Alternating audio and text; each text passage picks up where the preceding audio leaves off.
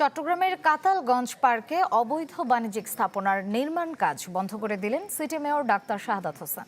সকালে ঘটনাস্থল পরিদর্শনে গিয়ে এ নির্দেশ দেন তিনি। পরিদর্শনকালে দেখা যায় কাতালগঞ্জ সবুজ পার্কের জায়গায় বাণিজ্যিক স্থাপনা বানাচ্ছে অসাধু একটি চক্র। আর এই কাজটি হচ্ছে সৌন্দর্য বর্ধনের নামে।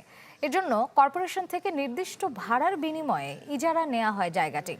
তবে নিয়ম ভেঙে বাণিজ্যিক স্থাপনা করায় এখন স্থানটিতে শিশুদের জন্য সবুজ পার্ক নির্মাণ করতে সংশ্লিষ্টদের নির্দেশ দেন মেয়র।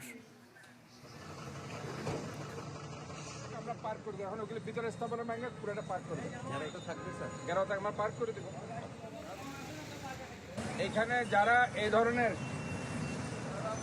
কাতালগঞ্জে যেহেতু জলাবদ্ধতার কাজ চলছে, ঘেরা হচ্ছে, এখানে এভাবে যারা স্থাপনা করছে আমি স্পষ্ট বলে দিচ্ছি সব ভেঙে ফেলা হবে এবং যারা করছে তাদের বিরুদ্ধে আমি ব্যবস্থা নিচ্ছি। এটা একটা বাচ্চাদের জন্য একটা সবুজ পার্ক হবে এবং এখানে বাচ্চারা এবং যারা রমনা পার্কের মতো তারা এখানে বসবে, এখানে বিশ্রাম নেবে এবং এই গাছগাছলা সব ঠিক থাকবে। কোনো ধরনের গাছ এখানে কেউ কাটতে পারবে না এবং এখানে একটা সুন্দর সবুজ মনোরম পার্ক এখানে স্থাপন করা হবে।